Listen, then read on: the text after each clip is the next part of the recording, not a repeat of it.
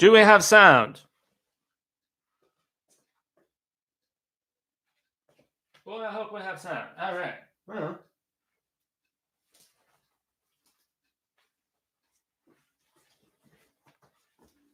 Just doing the proverbial stuff here, everybody. I actually got a significantly higher wattage light bulb for the lighting here on what I'm hoping is the last hurrah on this set, being the live stream and everything. But yeah, I'm going to give everybody a few minutes to filter in. I'm rocking my Callahan shirts, which is my alter ego. Ha, ha, ha, ha. But yeah, I'm going to get ready for some book of the month discussion.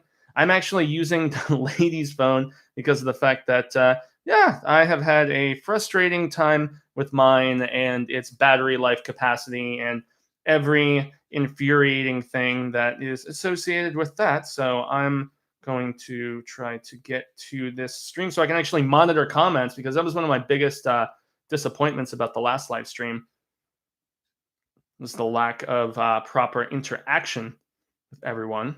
So... where are you at? Where are you at? There it is. And I have it, so I guess we're okay. And there is seemingly sound, which is good. And I'm trying to lower it. Hi. Welcome to the new fix. Oh my goodness. This not being an iPhone is completely confusing me. And yes. Yeah, Mikey knows what's coming. An ear blast of insanity. So prepare yourselves, everyone, for that. But... just going to give it a moment real quick.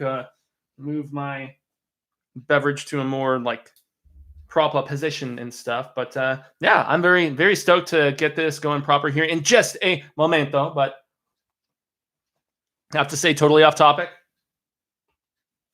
On my own YouTube channel, I reviewed Onward, the new Pixar movie, this past week.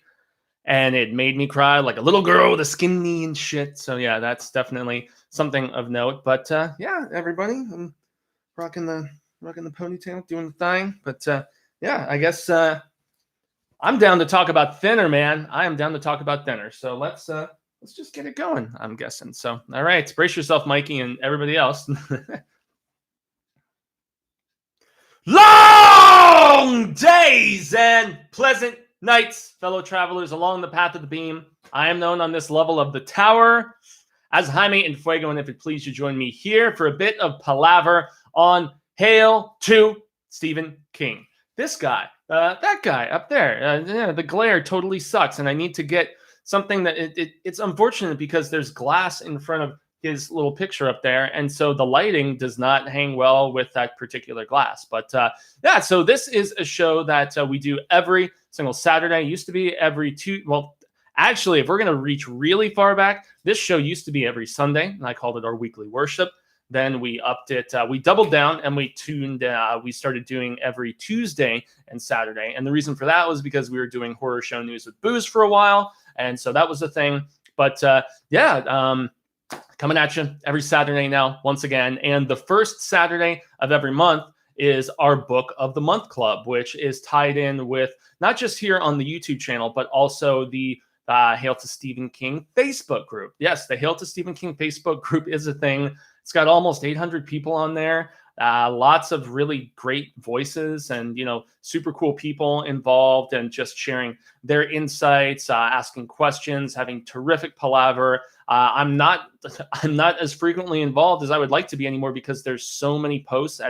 At some point, I'm probably going to need to have another moderator or two that I add on there. And I have a few specific people in mind that I will probably be reaching out to in the coming weeks. But yeah, at least for now, I mean, yeah, that's the spot to really stay, whether they're hardcore tower junkies like myself or just noobs that are, dipping their toe into the proverbial pond for the first time.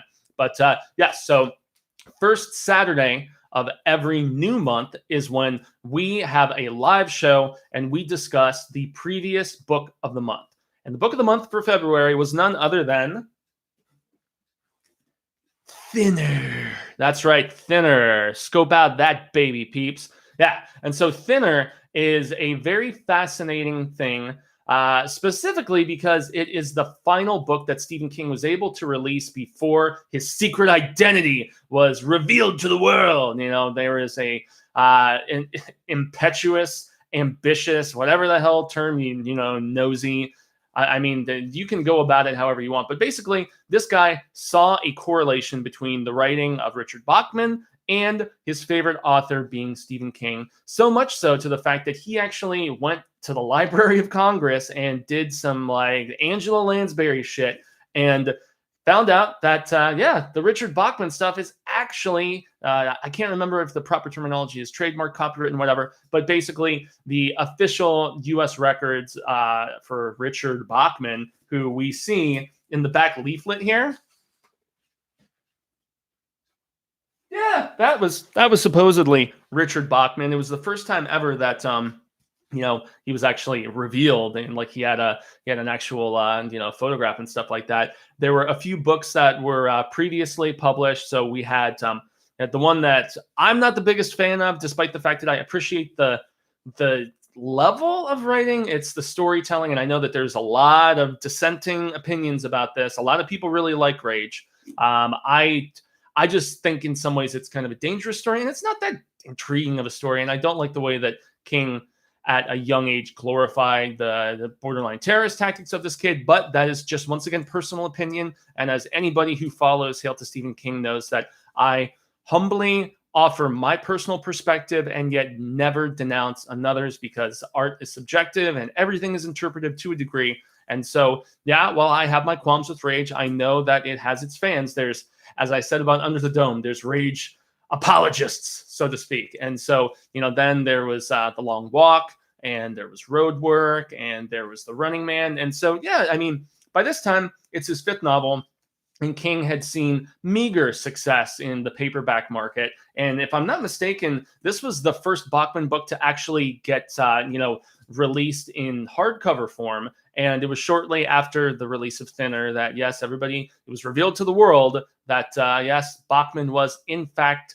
one of the world's best-selling horror authors in Stephen King. And so if you want more information about that, there's a whole video that I did called Richard Bachman and the Book That He Regrets. It was one of the early Hail to Stephen King episodes, because I've been doing this show for like over 3 years now, so over 200 episodes. So there's a lot to sink your teeth into if you're curious. And so we will at least cease the Bachman discussion. He didn't actually take the name back out into the public until the regulators. So, shout out to my dude Rob in Jersey.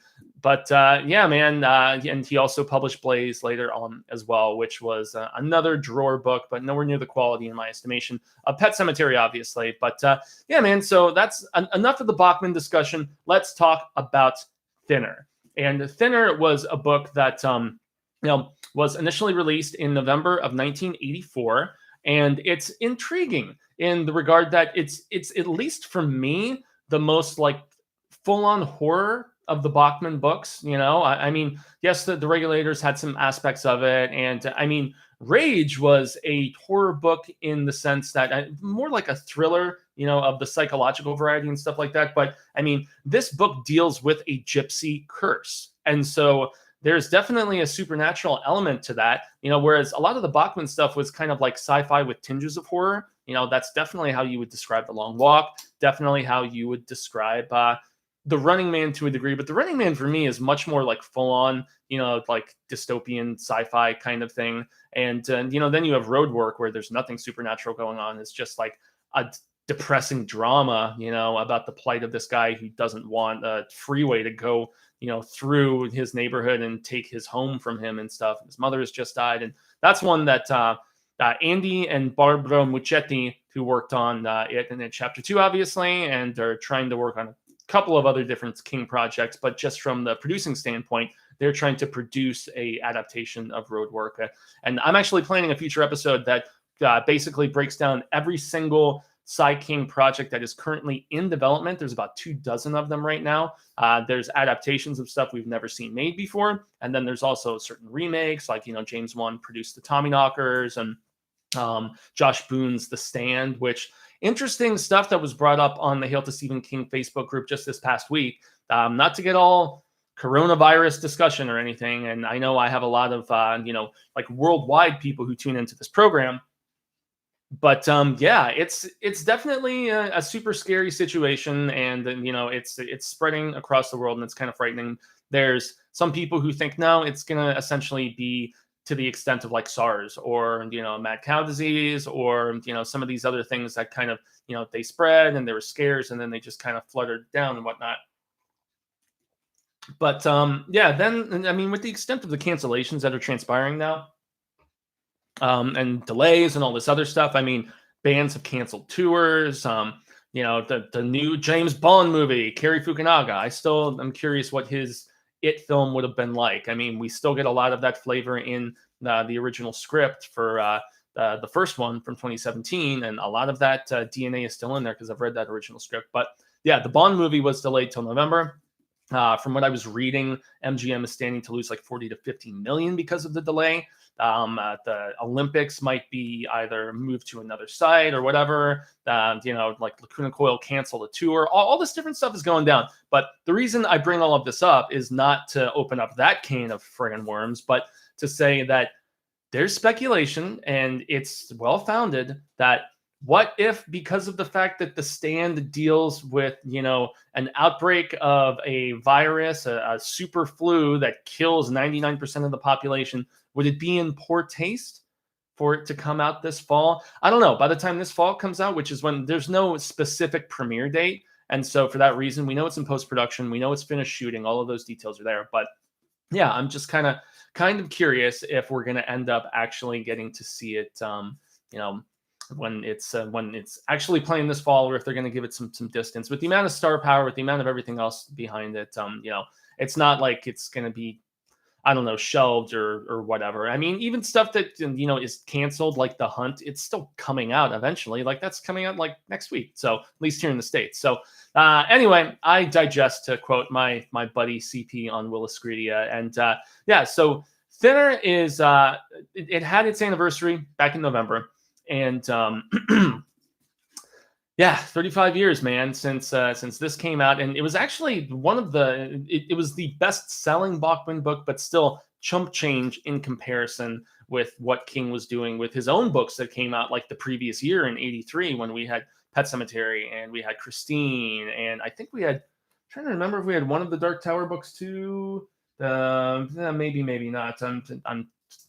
Or maybe it was the Talisman in '83. I can't. No, that's right. That was '84 because we did anniversary of that. But anyway, King stuff was selling like hotcakes at that particular point in the early '80s, and he was like the biggest name in horror. In the previous year, in '83, he had 3 different films come out, and he had 3 different books come out. Oh, that's right. Cycle of the Werewolf was the other one that came out in '84. And so yeah, I mean '84, '83, whatever, close enough. But yeah, so this is a book that I have read a couple of times, and then I've also listened to the audiobook a couple of times as well. And it's cool because this past month in February, I both read it, because it's a very brief read. It's only like, you can check it out, and it's only like 300 pages, man, 309 in the hardcover form to be specific. And the Audible is like barely over 10 hours. I think it's like 10 and some change or whatever. Janelli, that's right. So yeah, so you've basically got this, this very, he's not really a shitty person per se, William Halleck, but I mean, he's definitely not taken the best care of himself. And so he is this overweight lawyer that heat of the moment, and she decides to give him an old fashioned, if we're going to use South Park terminology. And she's never really been one to do such things before, but she feels the need in this particular instance. And lo and behold, while that is transpiring amidst his distraction, yeah, there is a old woman who basically like darts right out into traffic. He runs her over, and that's where this story really just kind of takes off. And it's interesting because in comparison with the film that I believe came out in '95, I want to say, directed by Tom Holland, of all people, who did the first Child's Play film, who also did the original Fright Night. I mean, Tom Holland's a great director, and he directed the hell out of Thinner. I think as far as adaptations go, Thinner is one of the stronger and more underrated ones, just because of the fact that a lot of people aren't as familiar with that particular Bachman book.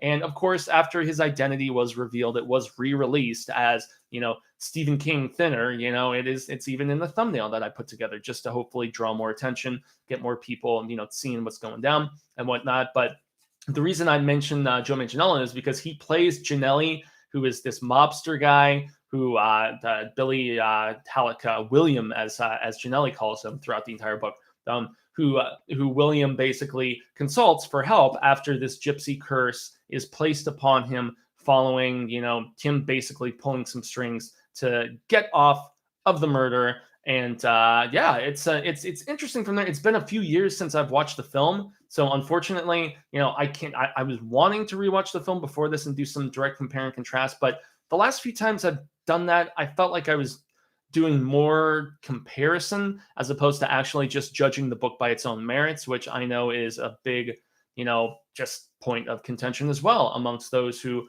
prefer the book, prefer the movie. And that's not just in this case, in pretty much any case. So, it kind of makes sense that would be something. So before I launch into it proper, since I have given my extensive introduction at this particular point, now let's see who all is chilling here with us. So we have Mikey Mnemonic, my dude. What is going on, Mikey? I was introducing peeps to all kinds of strange synthwave just last night. It was a ton of fun. Kazahana 225 said sound is good. Dale Strunk, one of our faves, one of our collective faves, and one of my most respected from the Hail to Stephen King group. Good day, sir. How is everything? I am doing terrific, Dale. I hope your day is going splendidly. Long days and pleasant nights. Mikey says, saw your Onward review. Sounds like something I'd love. I loved Monsters University. It's Revenge of the Nerds meets Animal House in the Monsters, Inc. universe. Yeah, man. Onward is definitely its own beast. It gets a little goofy in the midsection, but it's so much fun and it's endearing. But yes, on another note, check out that film this weekend. It's very, very good if you have access to it in your particular region. Austin Bonnell says long days and pleasant nights, and Austin, may yours be twice as many, good sir. Kazahana says, please, what is Fuego's other YouTube channel called? It's called In Fuego-tainment. It's still a channel that I don't get to give as much attention to as I would like, but that's because of the subscriber count with the horror show, and it totally makes sense. So initially, when I first joined the horror show, when I was recruited by Susie Von Slaughter, when we were still a seasonal show, so we did like season 1, that was before I joined, and then I joined for season 2, and then Marsha joined officially for season 3, and we kind of did a season 4, but then we just basically altered the format and became an ongoing, which made more sense with the fact that content comes out so quickly, whether it's trailer reactions, unboxings, whatever. We were just like, yeah, as opposed to filming, for 12 hours each day over the course of a weekend for like 2 to 3 days sometimes, maybe it would be better if we just got together every single week, filmed a few things. And that's what we've been doing for a number of years at this particular point. But initially it was, Cecil would guest on my channel, and then I would, drive out and, film horror show stuff. And it slowly over time, as Cecil's just demands became higher and higher with the horror show, with the growing audience and stuff. It's basically kind of become my own thing at this rate. We occasionally do group reviews, Cecil and myself. But yes, if you just search on YouTube In Fuego-tainment, you will be able to find it. But I'm just happy you're here on the horror show for Hail to Stephen King. My stuff is obviously secondary to my passion for Cy King, El Rey, as I all too often call him. And of course, Mr. Jewel is here. Robert, I hope you are having a damn good weekend, my friend. My weekend is unfortunately a little bit of a bummer because I was trying to get coverage for a shift on Monday at my day job at this 4-star that I work at. And fortunately wasn't able to do it. And on top of that, it's been such a bonkers busy weekend because here in March in the deadly desert, the state of Arizona, we have, I'm not a baseball guy, but we have spring training. And so there's people from all over the country that are here. And I actually basically didn't completely get forced into working, but I was supposed to be off. And the reason I mention all of this is because Cecil is actually up covering doing BTS and just helping out on a production standpoint for a very highly anticipated fan film. I'm not sure if I'm supposed to say what it is. It's not our fan film, which is shooting at the end of May. It's not Dylan's New Nightmare, but let's just say it's a producer on Dylan's New Nightmares next project. And so they're filming that up in northern Arizona here, up in the snow, wink, wink, if that gives you any indication. But yeah, I was trying to get just all my ducks in a row so I could go up, and it sucks because I ended up not only having the inability to get Monday covered, but also, having to be here at work on Saturday. But that meant that as opposed to having to pre-tape this, like I was thinking I might have to, I guess if there's any silver lining, I get to still do the live show with you guys today. So that's what's going down. Dave Edmonds, another of my favorites from the Hale group. What is up, good sir? Hello, everybody, says he. Long days and pleasant nights. And there is some palaver between everybody. Scuba Steve Films. Yeah, man. Hope everything is going well with you. And yes, much appreciate for you stopping through. Hope y'all washing your hands. Yeah, right. It's scary, bro. There have been cases here in Arizona. Yeah, there was a Chinese Arizona State student that apparently was the first case in Arizona. Unfortunately, not to get ethnic with it, because that's not the case, man. I mean, there's cases all across the Northwest. There's cases in Italy. It's definitely just because it originated somewhere does not mean that there is any reason to just, put any shame or smugness or to point the finger, whatever stupidity some people have been engaging in. Dale Strong, okay. Dave Rage is average, definitely lower tier king. I completely concur. Dinner, on the other hand, awesome. I agree, and I'm pretty much all caught up on the comments. Chief says, just joined. What's up, Fuego? Que paso? Chief, what's going, man? Austin Bonnell says, I'm the person with the Crimson King tattoo. Dope, dude. You sent me that email, if I remember correctly, man. That is rad status. And, man, if there is any, I've been trying to plot out a king tattoo for a while, and it has to be something tower related, being a tower junkie and everything. But I still, when I was dating the girl up in Denver about a year or so ago, she was trying to help me with a tattoo because she was an artist at the time, and unfortunately that didn't work out. These things often don't. But I need to start consulting a different artist just to really get, and honestly, for me, more so than anything, placement is the biggest thing. I've had my piercings and different things over the years, most of which I've taken out at this particular point. But yeah, man, I don't have any ink. It's always where I've kind of stewed about an idea and then just never gotten around to it because I'm like, give it some time, think about it. And most of the ideas I decided were stoops. And I was like, oh God, I'm glad that I didn't get hardcore on my hands. Lame, not cute. I'm going to do some Cartman quoting and stuff. Okay, XMC Filks. Hey, Fuego, glad to catch you live. I'm so stoked that you decided to stop through. I know that people have other things to do. So if you're just even cruising through for a few minutes, it is supremely appreciated here on Hale. And just to remind everybody, once again, I was having the battery issue problems. Phone wasn't charging right today, even after I just got the damn screen fixed and whatever, which is probably why you haven't seen my presence as much on social media. Not having a functioning phone, not that I try to be the social media addict or whatever, but just keeping everybody in the loop is important. And I filmed like a little, hey, come check out the stream little thing on my phone, and then the phone dies because it wasn't hooked up to the charger correctly. Anyway, that's enough of my sob story. And yes, just to clear the air, if anybody is watching this live or later, the schedule going onward and has been for a while, but just as a healthy reminder, the first Saturday of each new month is when we will be having this live to discuss the previous month's book of the month. Derp. Okay. Mikey says, so never hike in the snow. Ha ha ha. Yeah, maybe, just maybe. Whoops. Robert got on him about that. That's funny. Okay, was cracking. Fight go, Marito. What is up, my dude? I saw your message when I was at the day job earlier today, and I basically rushed home, got everything set up, and just got right to it here. Movie dude is apparently confused. I'm not sure. But yeah, so that is the lowdown. And so let's talk thinner a little bit, shall we?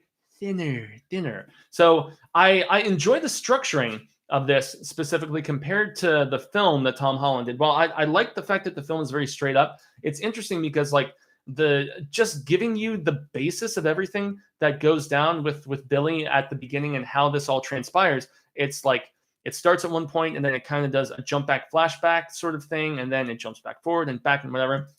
So he closes this big time account and he's super stoked about it, and he calls his wife and everything, and she's happy for him, and they spent some time at this place where they had their honeymoon and whatnot, so on and so forth, yada yada yada. So after celebratory stuff, and I believe it's when they're coming home from a dinner. I'm trying to remember the specifics since I finished reading the book again about a week or so ago. But long story short, he's driving back from being celebratory about stuff, and that's where he runs over said older gypsy woman, and he basically pulls some strings to get that he knows the judge in this, I'm assuming manslaughter case or involuntary manslaughter. I'm not sure like how that sort of charge actually works specifically when somebody darts in front of your car and all this other stuff. But so he is, at least he's facing serious charges in this regard, and he knows the judge. He knows, like, obviously being an attorney himself, he knows like different prosecutors, like blah blah blah, whatever. He pulls some strings, and he's acquitted, so he doesn't end up getting any charges. And as he's leaving, this old gypsy man with like this rotting, practically gone nose curses him and simply says thinner. That's all we get, man. That's all we get. He says thinner, and things start to change for old William Halleck, for Billy Boy.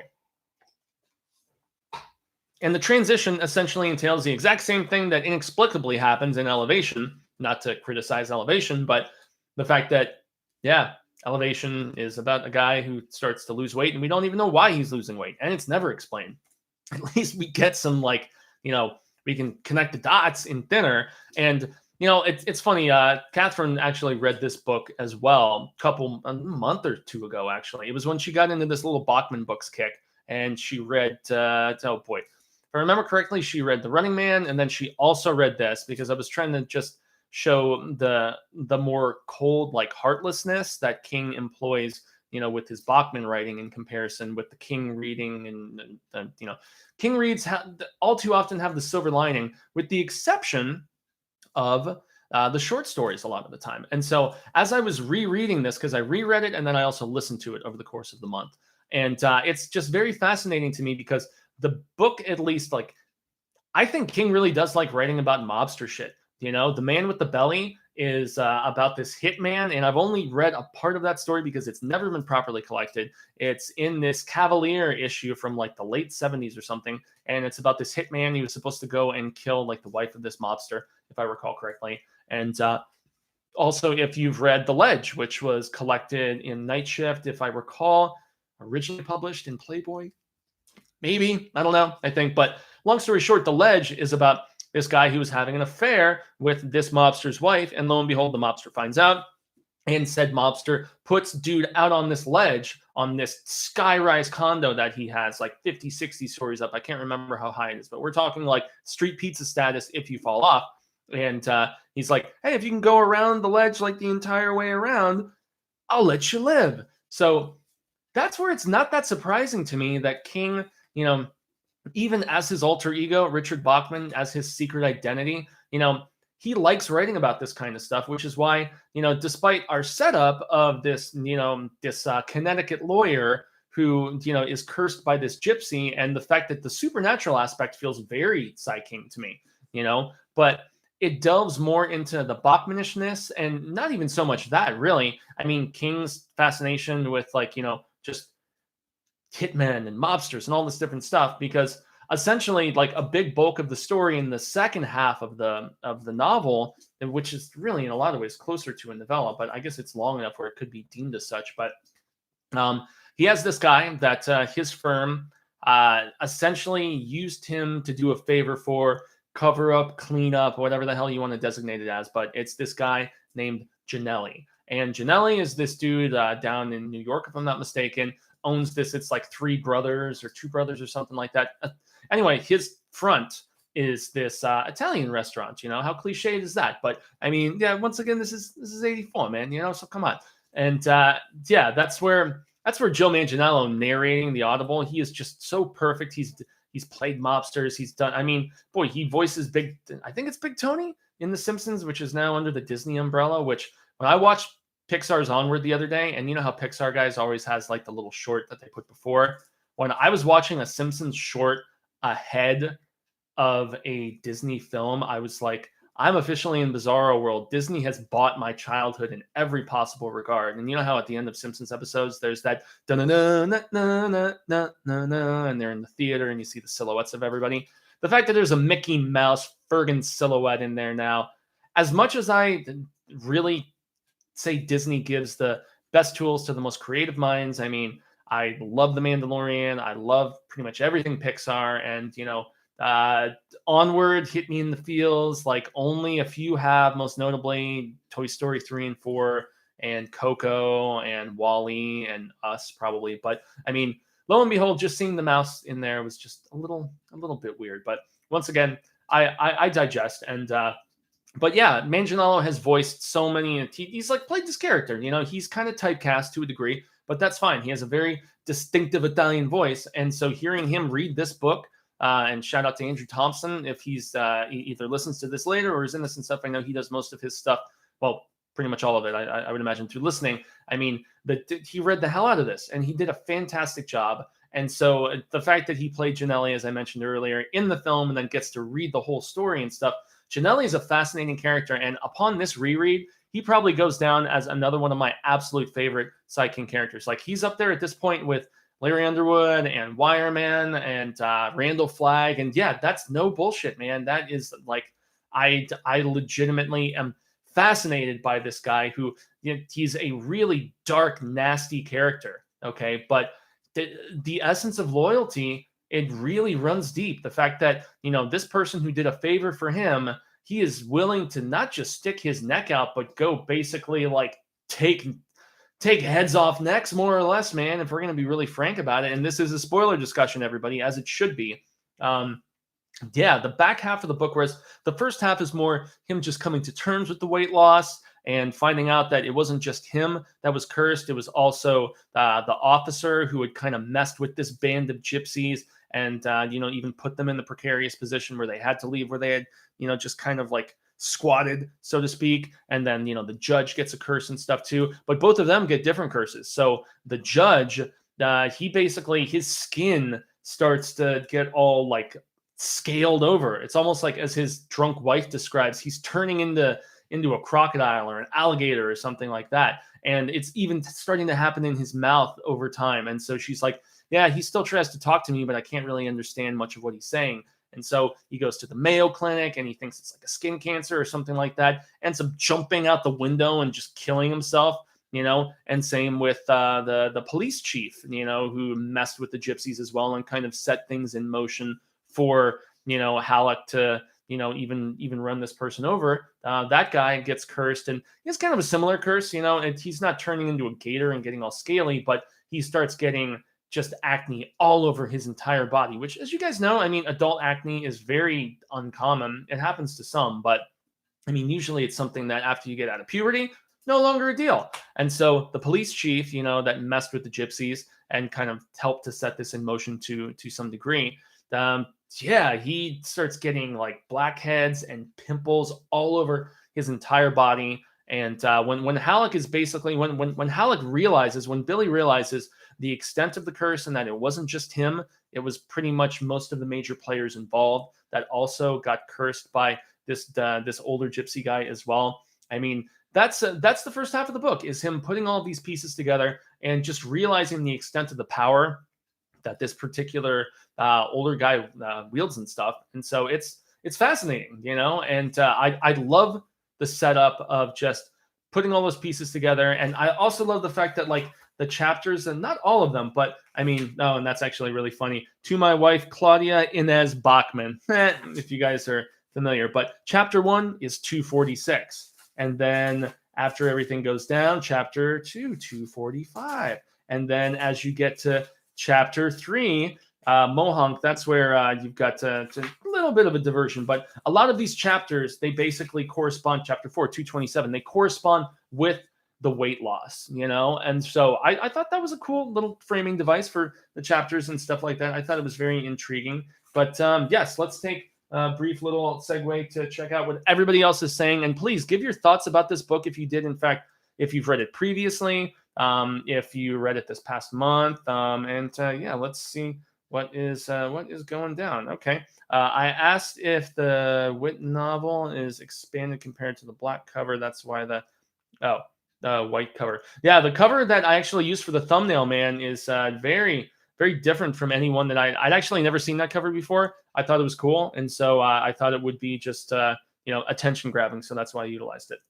Mikey says, "Do you think Sam Raimi read Thinner and kind of copied it with Drag Me to Hell?" See, I love Drag Me to Hell. I'm so stoked that Sam Raimi is actually making a return to horror. That's incredibly exciting.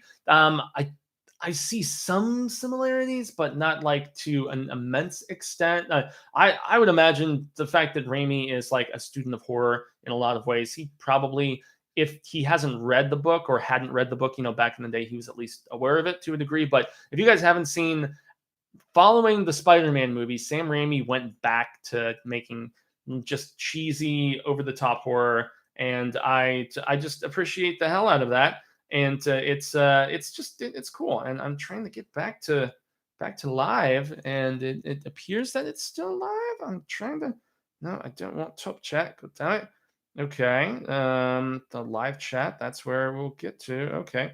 Okay. It's 5:43. I'm just making sure time is correct and everything. Okay. But yeah, I'm a big fan of Drag Me to Hell, and it was like Sam Raimi just getting that itch, after doing superhero stuff, and then especially after Spider-Man 3 was poorly received, still made a shit ton of money, but then Spider-Man 4 was in development, and Sony ended up deciding to go a different direction. So yeah. Anyway, my dude Jacob says, "Sub Fuego, wasn't expecting this to start for like another 20 minutes. Caught me off guard." As he laughs.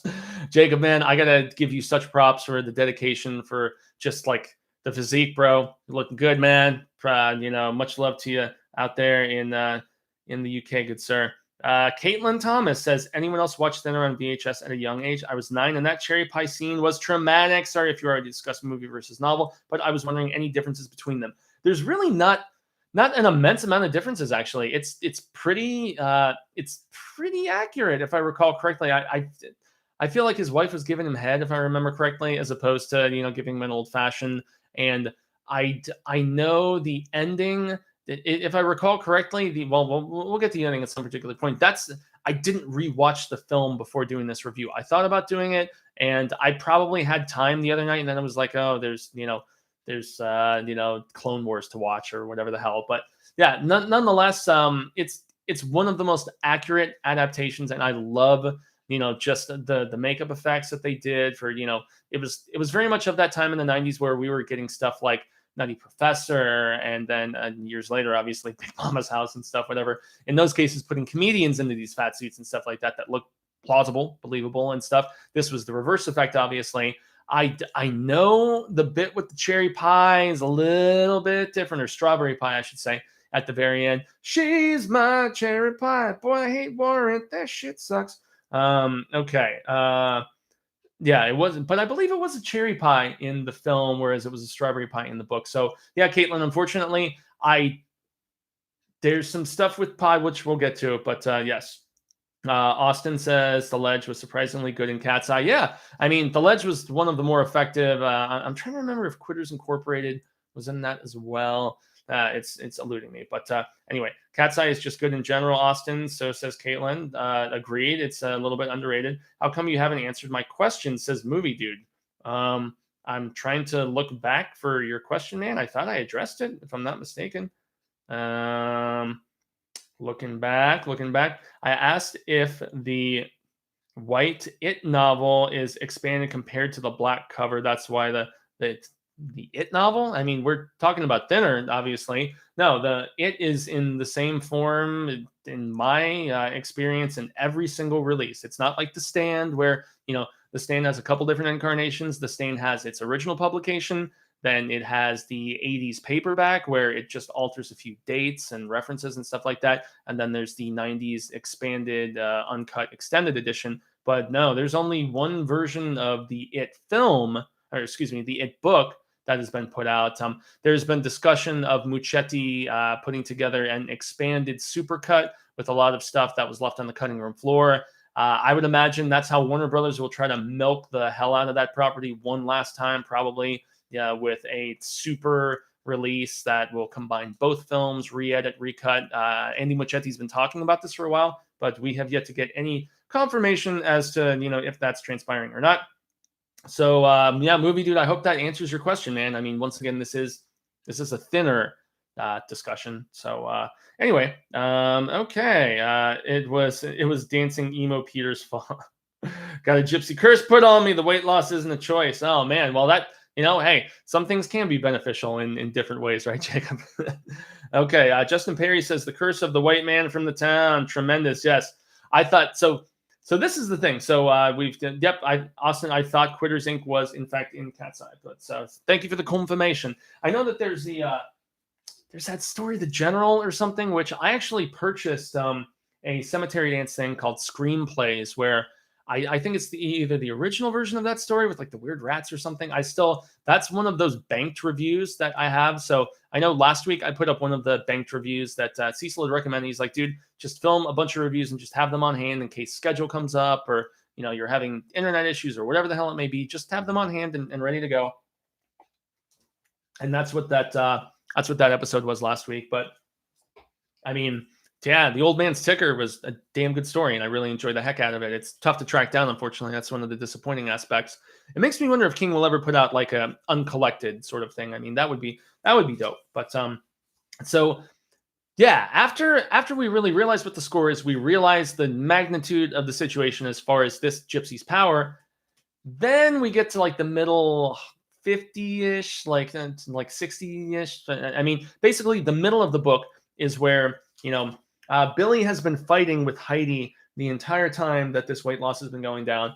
And so he goes and sees this guy, Dr. Houston, who is this coke fiend, which is kind of a weird, like little separate side note and stuff. But so he goes and gets blood work done, and he gets this full, just like checkup and everything, full physical. And he doesn't have cancer. They can't figure out why he's losing weight at this astounding rate, despite the fact that he's going and crushing like, 2 Whoppers at a time while he's driving home from work. And he's like, he's sitting at work and he's eating and just every kind of gross snack food you can think of. And, he's eating cherry pie at night with it. I mean, he's baking cheesecake and all this other crap. Like, he is gorging himself, and he's drinking lots of crap beer and just all this different stuff. He's trying his damnedest to counteract this ever increasing loss of weight.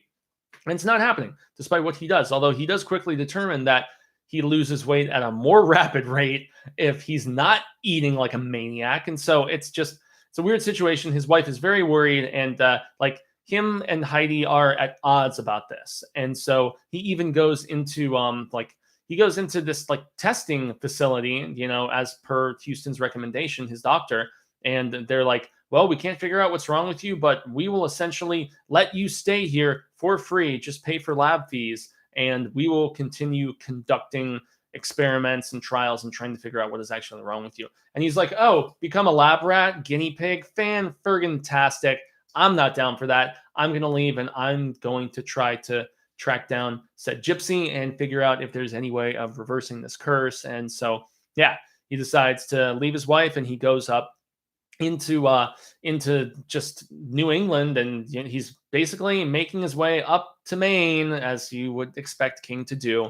And yeah, he consults a couple friends to get him on the trail of these gypsies. And then this is where the book lags a little bit for me. So it's really him just going to all these different vacation towns in Maine, and this is where the book becomes very, very King. And this is probably, as far as clues go, this is the most Stephen King book of any Bachman book, in my estimation. So if this is what broke the camel's back and led this very impetuous guy to try to, go and figure out if Bachman was King, this is where King left way too many clues. And it makes me wonder if there was some purposeful intention behind it. But then again, you also have to remember, at this time in the early 80s, King was drunk, coked out, just, I mean, he was still putting together great stuff, right? But also, yeah, I mean, maybe he wasn't thinking very straight. But I actually love this book, and I don't know, it feels the most King of all the Bachman stuff, as I said. So I can understand why his why the curtain was pulled back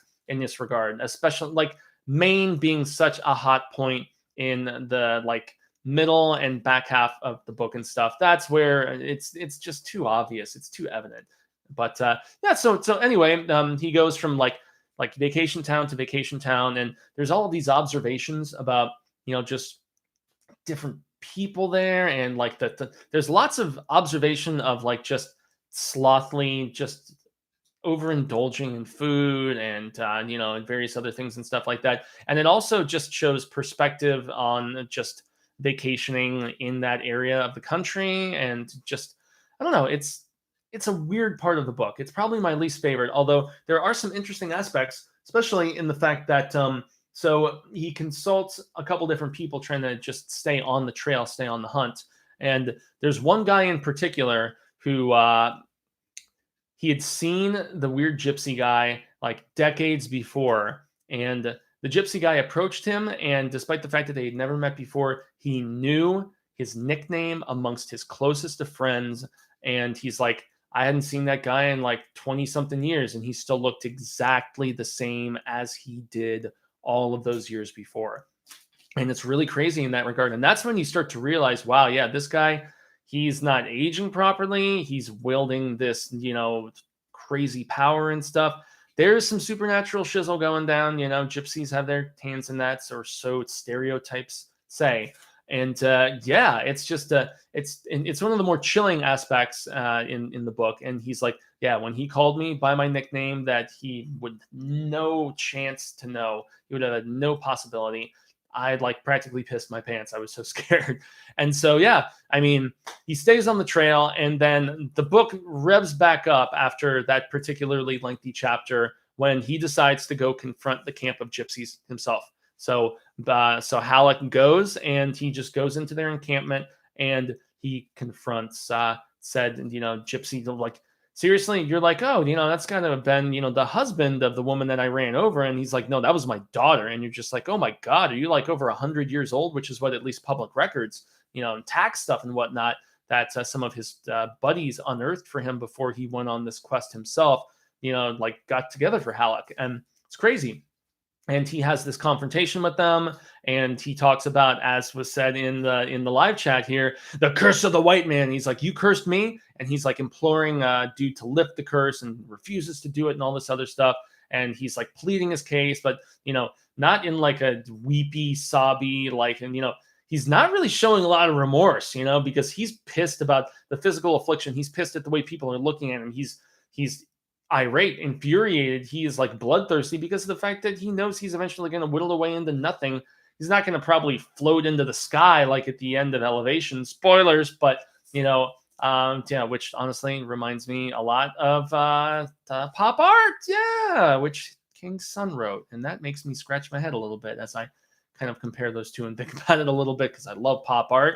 And Joe Hill wrote pop art long before Elevation, but let's not talk about that, since that's a very different story. Also, 20th Century Ghost by Joe Hill, fan-fergin-tastic, awesome. Please check it out. But actually, Full Throttle is even better. They're both great. I mean, King's Son is T for terrific.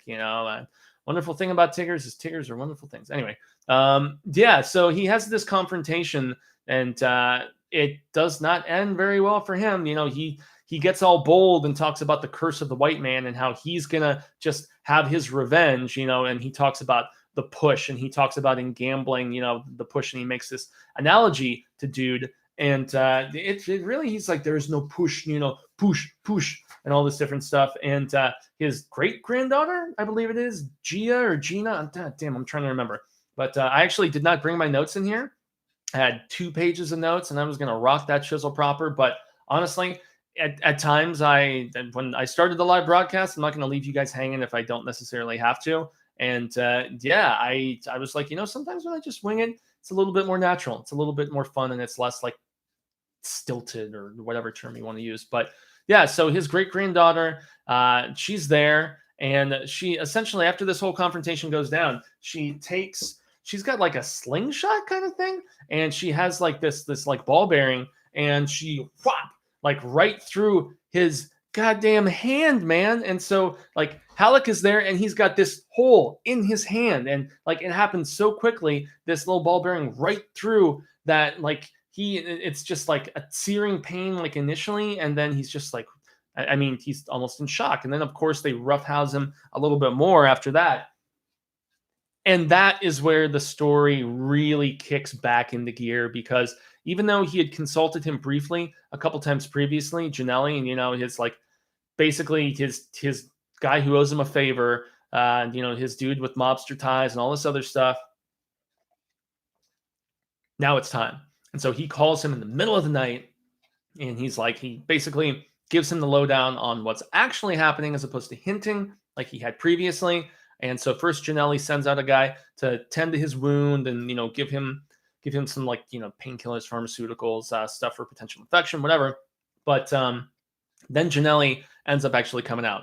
And, he had heard that Billy had lost some weight. And when he sees him, he just like stares at him, and he decides to take it upon himself to really stick it to these gypsies. And boy, does he ever. I mean, he incognito starts trailing them, and like Billy's back at this hotel and stuff, and it essentially turns into like just blood vendetta, man. Seriously. I mean, so he poisons their dogs. Like he's very smart about it too. Like Janelli, another thing that makes him such a fascinating character is the loyalty yet the brutality, as I mentioned earlier. And so when he sneaks towards their camp, he goes and like rubs himself in a bunch of these gypsies' clothes and stuff after going into one of the RVs. So these dogs that they have for protection will not actually smell him. And so he's got like, he poisons these steaks that he gives them. And so he kills their dogs. So he's able to actually infiltrate a little bit better, breaks out an AK, and he like shoots a shitload of them up and stuff. Like it's very cinematic in its description too. Like King does a very good job. But the interesting thing is that this head gypsy, this like din of this crew of gyps and stuff, I mean, it's just nuts because he just stoically stands there as all these other people are getting mowed down and stuff.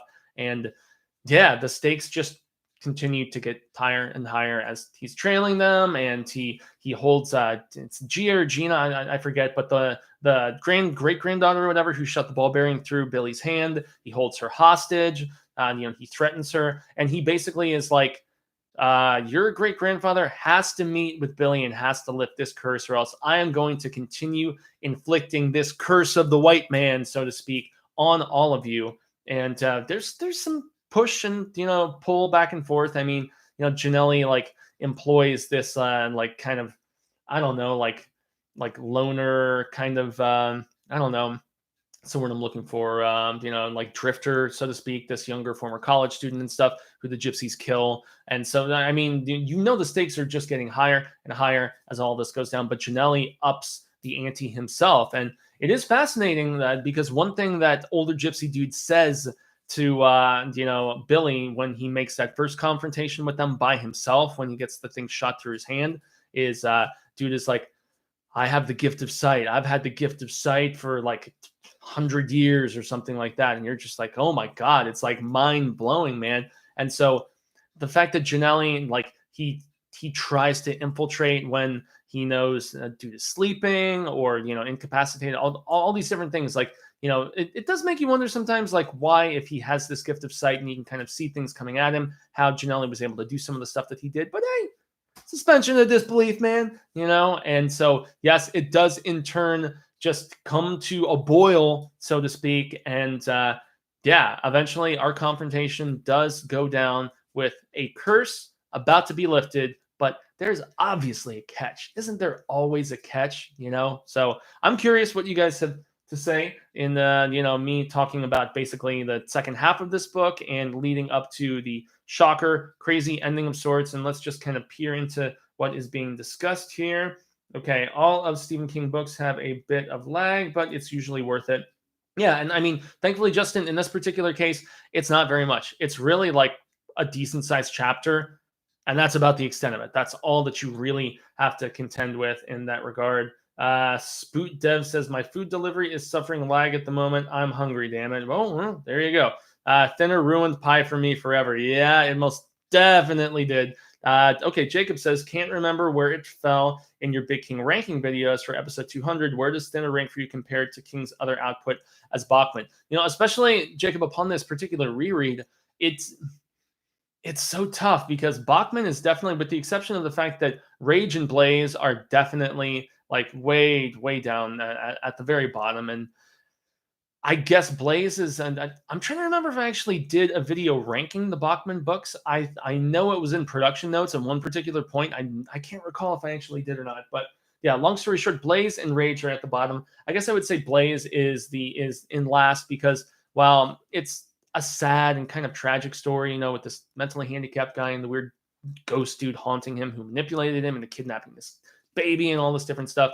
Yeah, Blaze, while decently written, the story just wasn't that compelling to me. But that's actually one of the few Psy King books I have not reread a second time. Perhaps I will gain more of an appreciation upon another read. But so yeah, Blaze, Rage, and then probably the Regulators. And I know Rob Corddry loves the hell out of the Regulators. I enjoy it, and that's probably in a similar camp with Blaze, where I haven't read it a second time, and maybe upon a second read, I would appreciate it more. I've read Rage like 3 or 4 times, and it's not bumping up, guys. Sorry, if you're a Rage apologist, but for a while I thought The Long Walk was his best, and then there's been times where I thought I love Road Work and just the tragic aspect of it.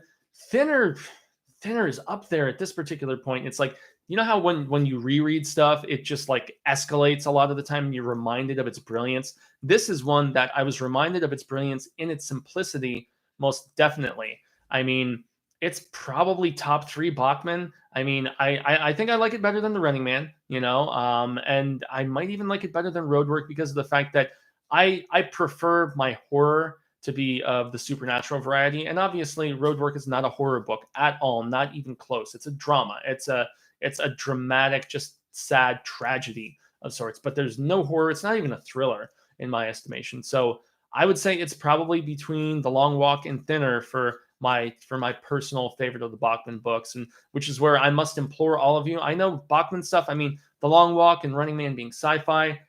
There is nothing that's even close in that regard with Thinner. I mean, Thinner is a mobster gypsy horror, like mishmash of all kinds of different things. And it's just interesting because of the fact that I was reading that the inspiration behind this really came from King in the early 80s. Because remember, like I said, he was boozing hard. He was using a lot of coke and chain smoking like a mofo and all this other stuff. But he was also, even on top of that, like, of all of the photos of King that I've seen, whether it was in the late 70s and stuff where he was first achieving fame, and then in the 90s, after he'd gotten sober and stuff like that, the 80s were his heyday in a lot of ways. And when you see King in the early to mid 80s, where, let's be honest, dude was fat and happy, shit tons of money, using lots of substances, but he was also overeating. And I get the vibe of the overeating so much in just the kind of gluttony that is described in this book.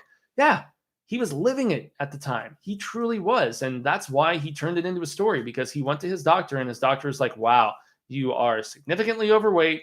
You smoke too much. You eat too much. This is a big problem. You are the world's best-selling horror author. You got to turn this shizzle around, man. If you are going to continue delighting your fans for decades to come, things have to change. And apparently, from what I was reading, King felt this immense resentment, probably because he's all blowed out and stuff at the time. But nonetheless, he had this immense resentment because of the fact that he knew in his heart of hearts, just like Billy in this book, that he needed to lose weight, but he wanted the choice to be his own, as opposed to really it being deemed necessary by a physician or something like that. And I'm sure Tabby wasn't too happy with his physical condition at that time. I'm sure his children are probably worried about him a little bit.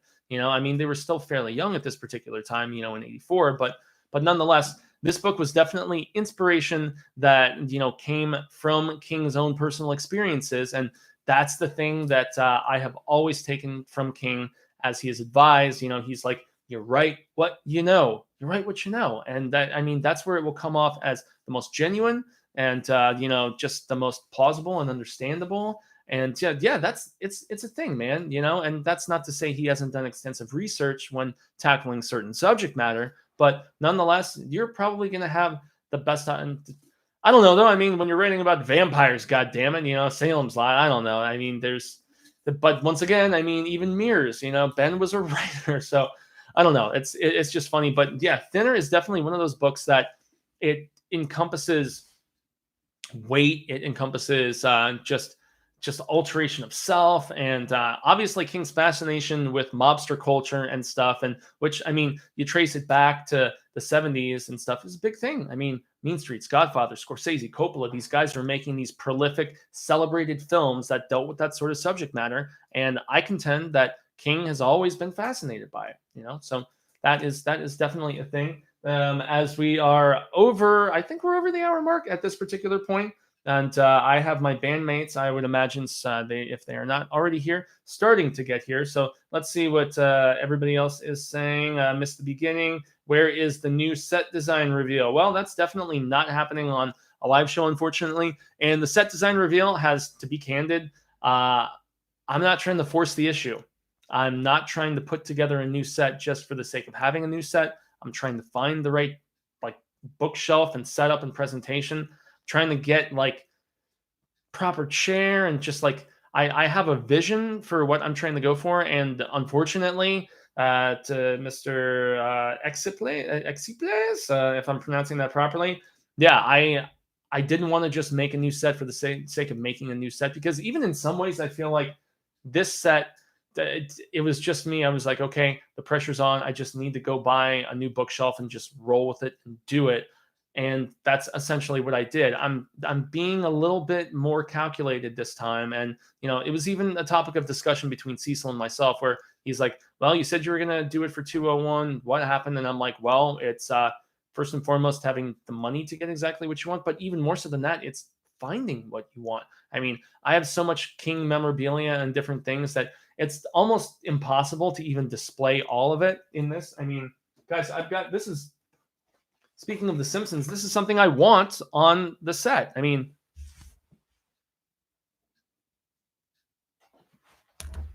I want Homer Simpson on, I want, Stephen King in his guest appearance on The Simpsons. By the way, that's an episode that I need to do. It's been in the production notes forever. Stephen King guesting on The Simpsons. I've been wanting to do that for a long time and still have not gotten around to doing it. I have a ton of really dope ideas for 2020 and for all of the continuing coverage that we're going to go along with. But so the new set is still in development, unfortunately, and I don't want to half-ass it. If I'm going to debut something new, it has to be bigger and better. And between time and money and just finding the right pieces, it's still in play. So that's the extent of the explanation that I can give you. And let's just dive in, as everybody likes to say. Let's dive into the ending of this book. So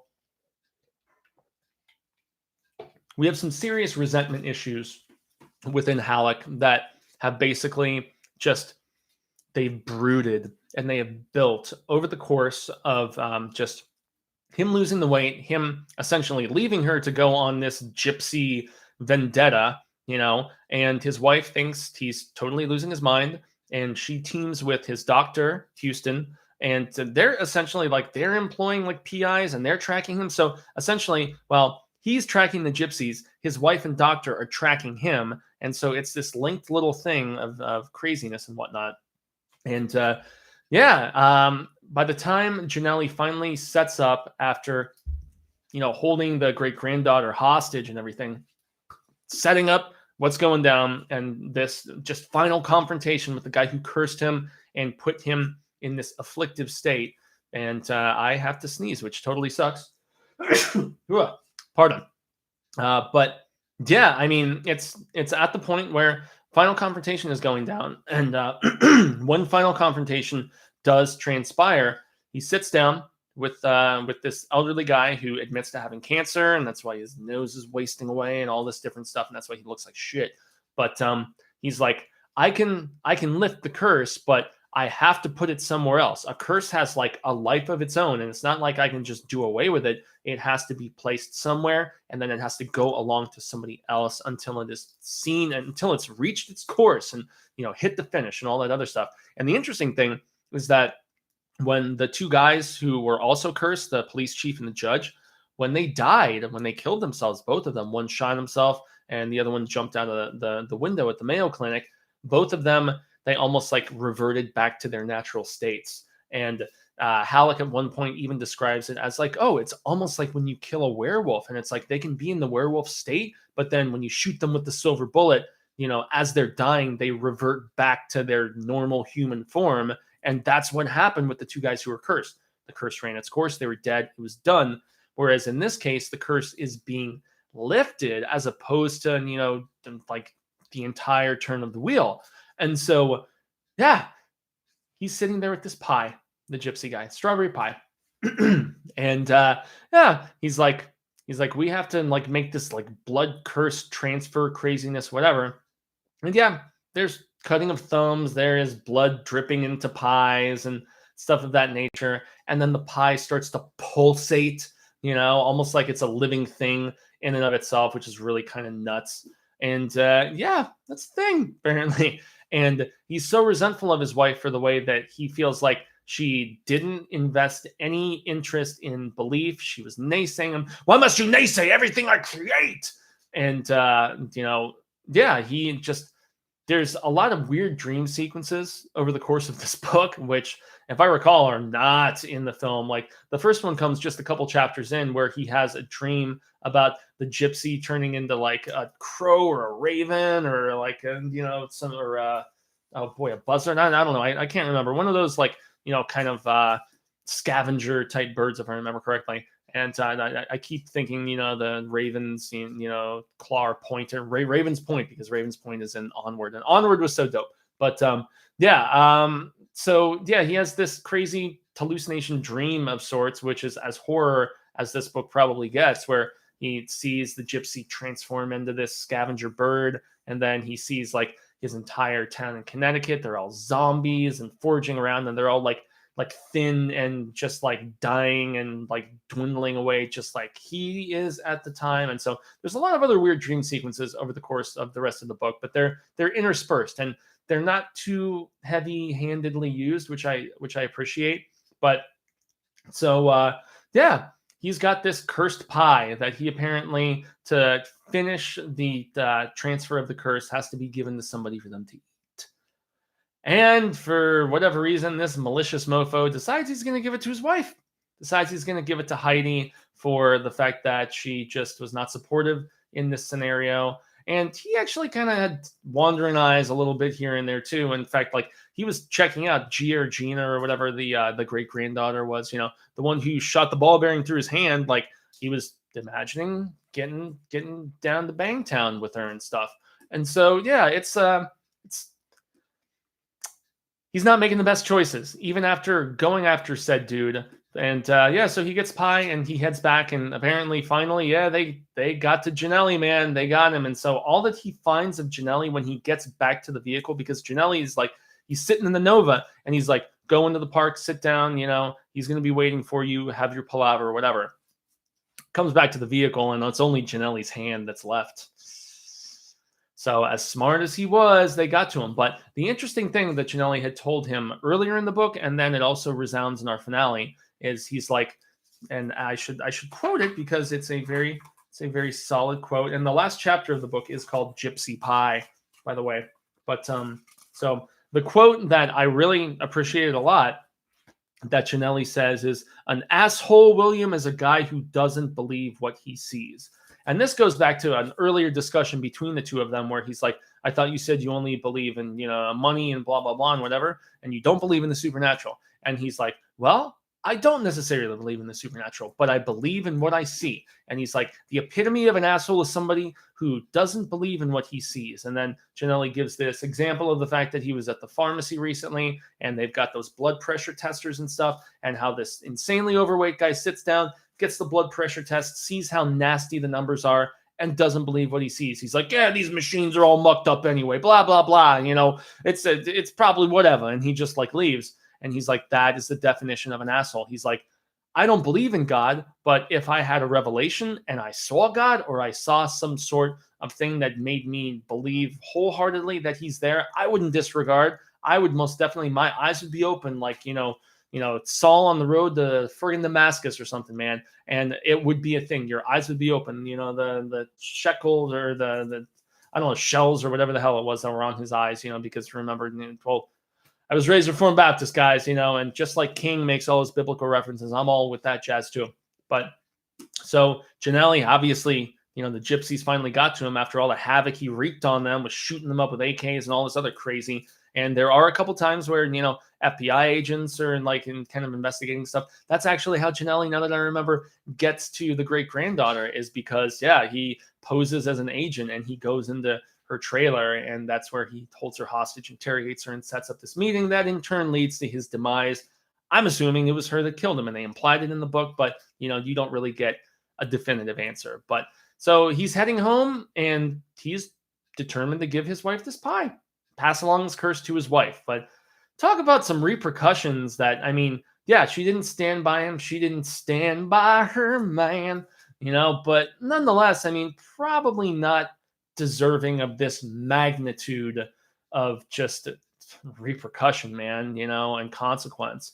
And yet, he's even dreaming after he gets home, and he's like telling her to eat some of the pie and whatever. And he goes to bed, and he has this dream, and his dream is essentially that, him and his daughter, Lynn, will, in fact, after she's gone, after she's eaten the pie and she whittles away or whatever different sort of curse, which is something that he contemplates at one point. He's like, okay, so scales for, judge and, police chief gets, sores and, looks like he has leprosy or something with, all these pimples and, blackheads and stuff all over him.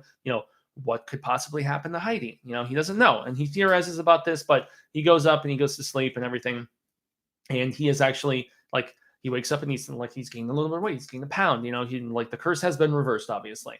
And he even sees his wife with, he's resentful of the fact that he quit smoking and yet he's still fat, and her vice is obviously nicotine and cigarettes, and she's smoking a couple packs a day and all this other stuff. So he sees her as he's going to bed, early, she's got her slice of pie and she's got her smokes and whatever. And so he goes to sleep and he has this dream, and it's a very nasty one, that he's living in Arizona and it's just him and his kid. It's just him and Lynn. And then he sees her at the end and she's got no nose, just like the gypsy guy who cursed him and everything. And so the book ends with him waking up, and he sees roses, and then he goes and he's just like, oh, where'd the roses come from? And then he goes and he looks in his daughter's room, and his daughter had been sent away by Heidi, his wife, in the midst of all of this fracas and this frustration and this argument and stuff. And Heidi was like, no, Lynn does not need to see you whittling away. She doesn't need to deal with this. We're going to send her and have her. And I can't remember if it was family or friends or whatever, but long story short, she was not even at home as this entire situation was getting resolved. But the big thing is that he sees that she's home, and he's immediately happy. He looks at her. She's in her bedroom, and she's got her old teddy bear and all this other stuff, and he's just remembering how much he loves her. And he goes into the kitchen. When he gets into the kitchen, sees a couple empty pie plates, 2, in fact. And it had been a contentious topic, between mother and daughter over just trying to get father committed and all this different stuff. Lynn did not agree with Heidi, with the mother, with Billy's wife and stuff. And yet, obviously, when she came home, because daddy's home, they made up and they made peace over some pie. Yep. Punch and pie. You said there would be punch and pie. Well, there isn't any. Well, in this case, there was.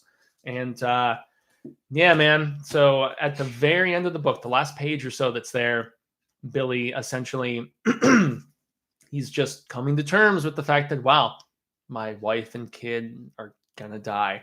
And it's horrible, and, the very, very end of the book. And once I said spoilers, man, 2 plates, 2 forks. This is the last page, by the way. 2 plates, 2 forks. They sat here and ate pie and made up. He thought, when? Right after I went to sleep? Must have been. He heard the old gypsy laughing and his knees buckled. He had to clutch the counter to keep from actually falling over. When he had some strength, he turned and crossed the kitchen, hearing the board in the middle squeak under his feet as he crossed over it. The pie was pulsing again, up and down, up and down. Its obscene, persistent warmth had fogged the saran wrap. He could hear a faint squelching sound. He opened the overhead cupboard and got himself a dessert plate, opened the drawer beneath, and got out a knife and fork. Why not, he whispered, and pulled the wrapping off the pie. Now it was still again. That was just a strawberry pie that looked extremely tempting in spite of the earliness of the hour. Despite the blood that's in it. And as Heidi herself had said, he still needed all the calories he could get.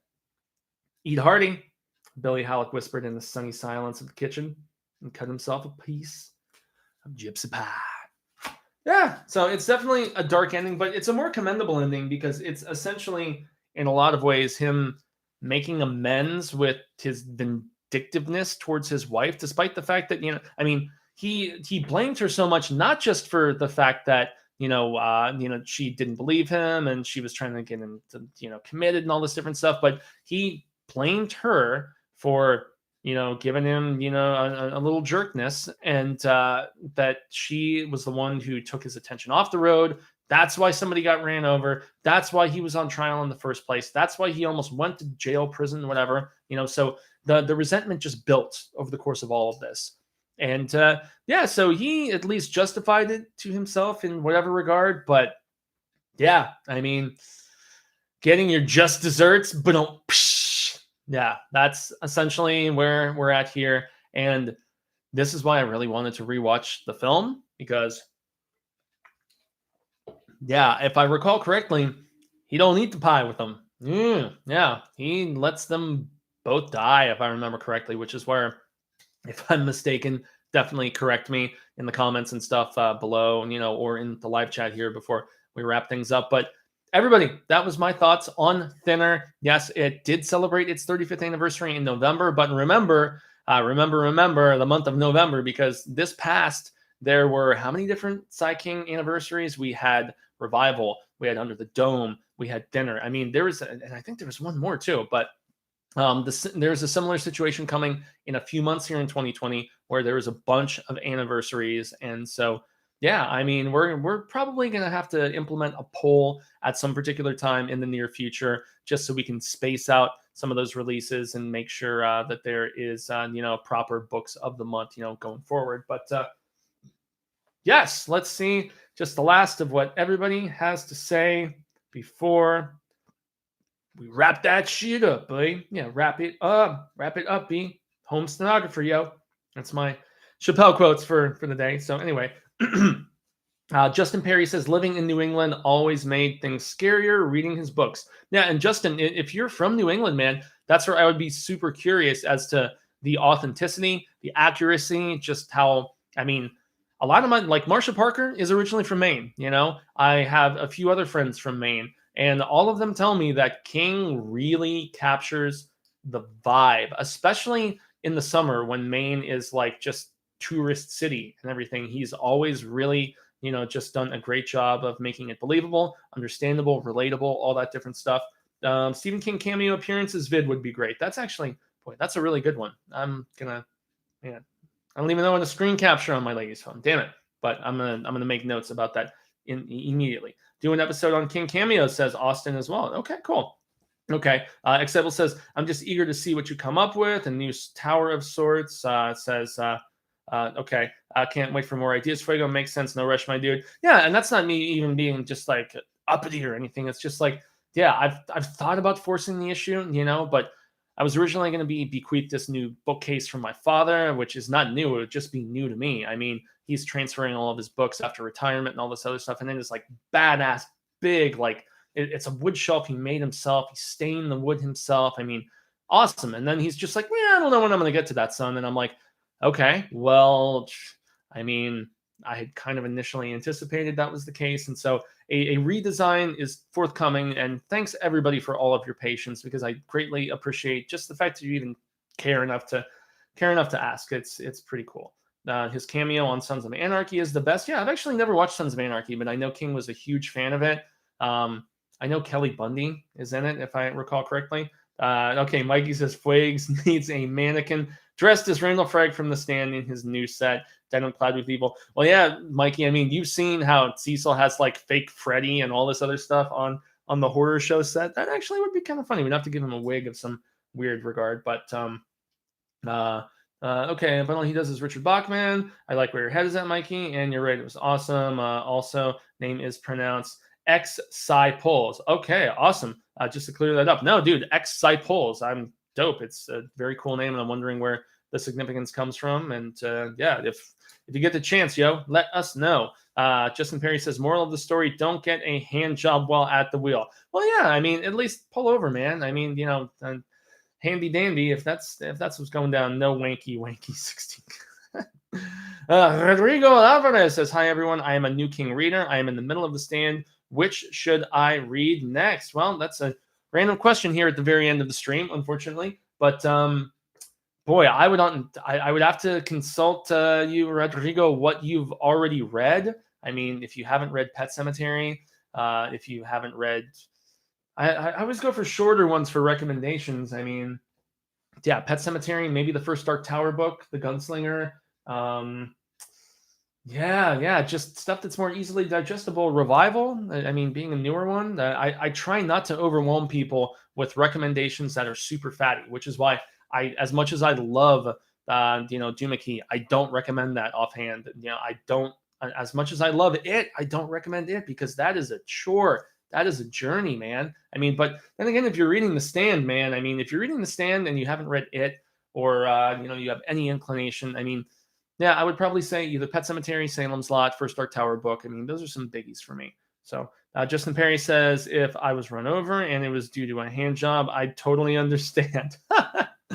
Oh, yeah. Well, the gypsy lady, obviously, different story. Yeah, he really nails the New England vibe. Summer in Connecticut. I always think of it. I'd for Salem's Lot, for sure as your next read. Okay. There you go. That's some insight from Mikey Mnemonic. But we have been going for almost 90 minutes at this particular point. So this is usually where I really try to wrap it up if I possibly can, because this is when I do rehearsal with my band and stuff like that. So everybody, there has been discussion, inquiry, all that good stuff about what the book of the month will be for the month of May. We all know what the month of May is going to be. The month of May book of the month is most definitely going to be If It Bleeds, because it comes out in May. And so that'll actually be really fun, I would hope, everybody. It's really tough in that regard, though, because I want to get a review out as quickly as possible. So maybe what I'll do is a non-spoiler review of If It Bleeds when it first comes out. And then at the end of the month, we can do like the big live spoilers discussion. Let me know here in the chat, or if you're down, leave it in the comments if you're watching this after the fact, obviously. But so it's very intriguing in the fact that in all of my research trying to find out what month this book actually came out in the year 2000, it's been literally impossible. I've been on Goodreads, I've been on Amazon, I've been on Wikipedia, I've been on StephenKing.com, all these different places. And I always like to have anniversaries correspond, if I can, with the actual month of release. Apparently, that's not going to be the case here because, in the month of March, the book of the month is actually a nonfiction. Yeah, because I think everybody needs to read Stephen King on writing.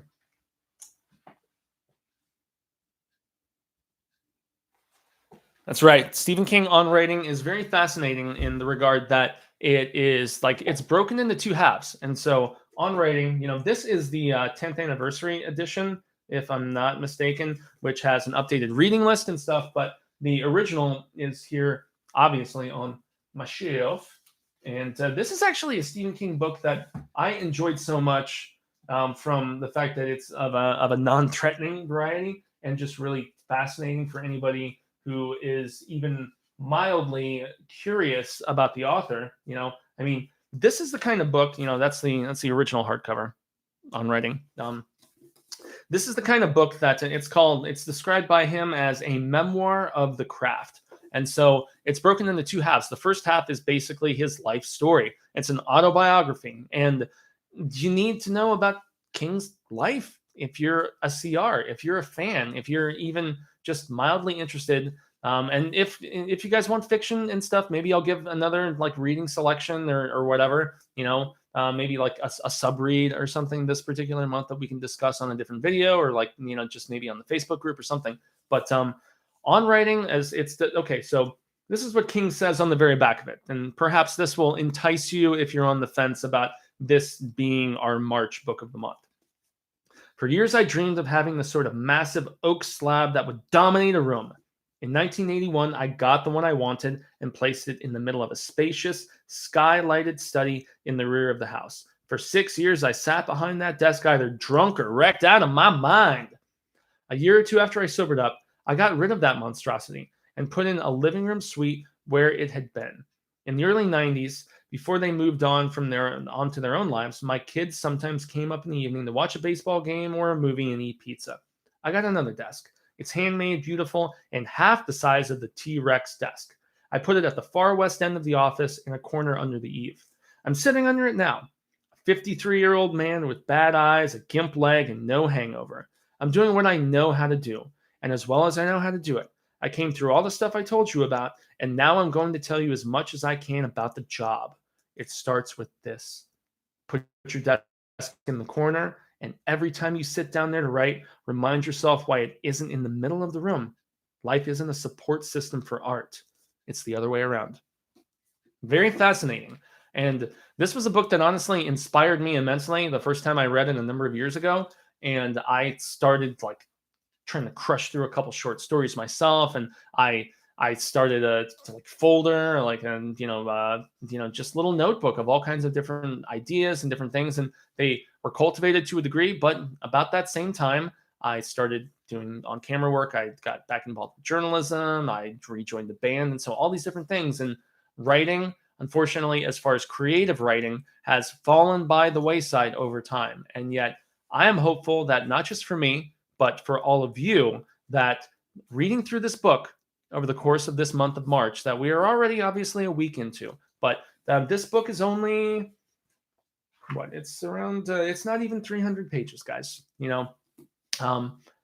It's half life story and the other half a motivational, instructional tool that gives terrific insight and advice for those who are trying to pursue just any sort of creativity that entails putting letters to words and words to paragraphs and paragraphs to bigger ideas and all of this other stuff.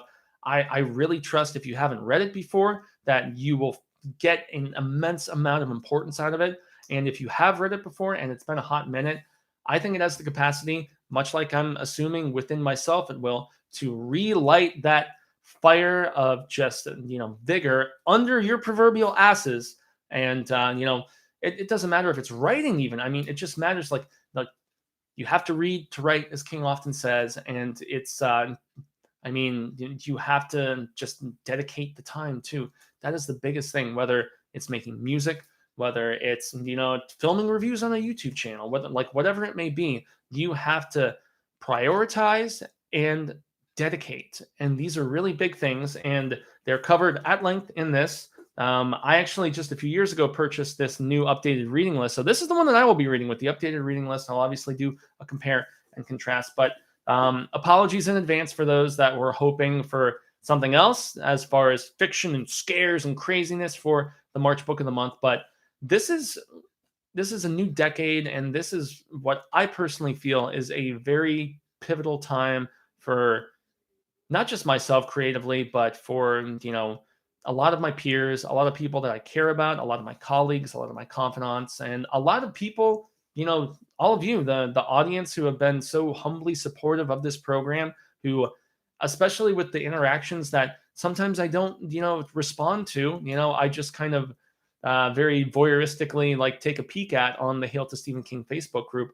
There's a lot of very talented, insightful, creative, just cool people on there. So I extend the grande gracias, if I'm not knocking this over, and implore you to go, jump on the Hail to Stephen King Facebook group, because if you have, we have Freak Out, like Freak Out Fridays, basically, or Friday Freakouts. I don't know. I've actually been thinking about also doing Manic Mondays, maybe even switching it to Manic Mondays, because I have friends that are in Killer Flicks, and Killer Flicks does their Friday, free for all or whatever. And I've been wondering if Manic Mondays would be cool, just where people could post about stuff besides Stephen King, because so many of you have become friends over the years, and just cool acquaintances, and you've shared terrific palaver and stuff. Would it be cool to have a second day, or should I differentiate from another very well-known, kind of spot? I don't know. I think since I already have Tower Tuesday, and since I have Pennywise Wednesday, and I try to remember to,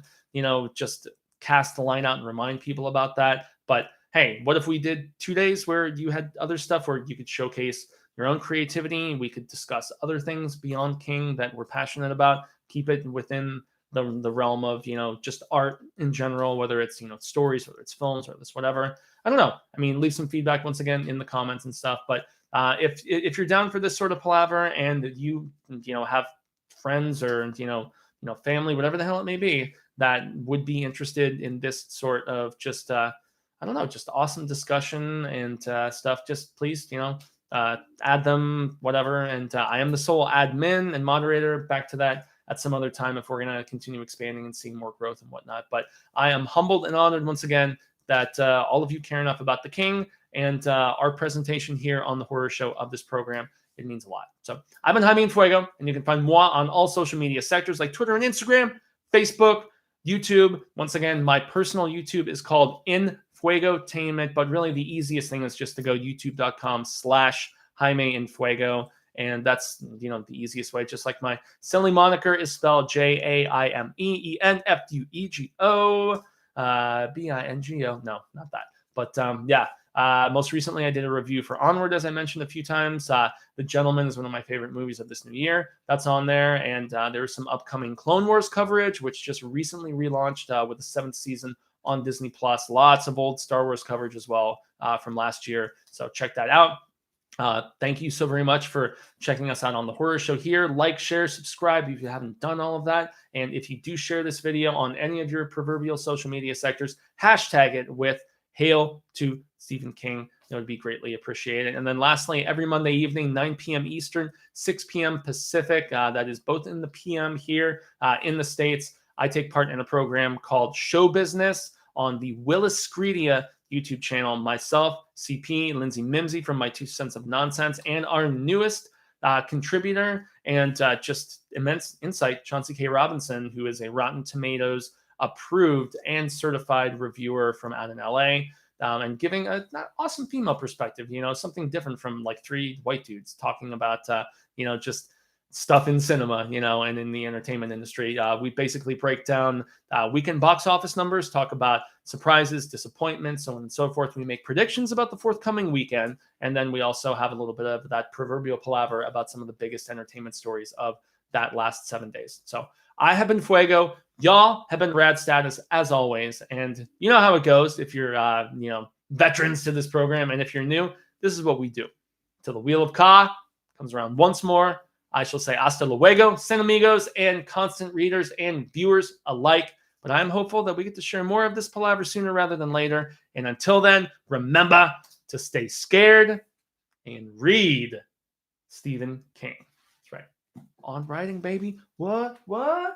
March Book of the Month. There you go. Reading that. Stephen King. And why am I singing Pink? Good Lord. Anyway, guys, that was fun. And I cannot extend a danka, arigato, gracias, merci, all of that different stuff enough. And okay, yep, that's about it. Sleepy go night time for me then. Jacob, much love, buddy. To Cy Spitz, Louis, the little Latin loopy Lou. Thanks for the recommendation, says Rodrigo. Laters all. Mikey, much love to you as well, man. All my homies across the pond. And yes, I hope all of you have a fantabulous rest of your evening. And I'm going to peace it on out. How about them apples? Applesauce, bitch. Callahan. What's up, Callahan? What's going on, Callahan? Oh man, we're ending the stream, Callahan. That's what's going down. How about that, Callahan? Yep, Callahan says peace out. Later.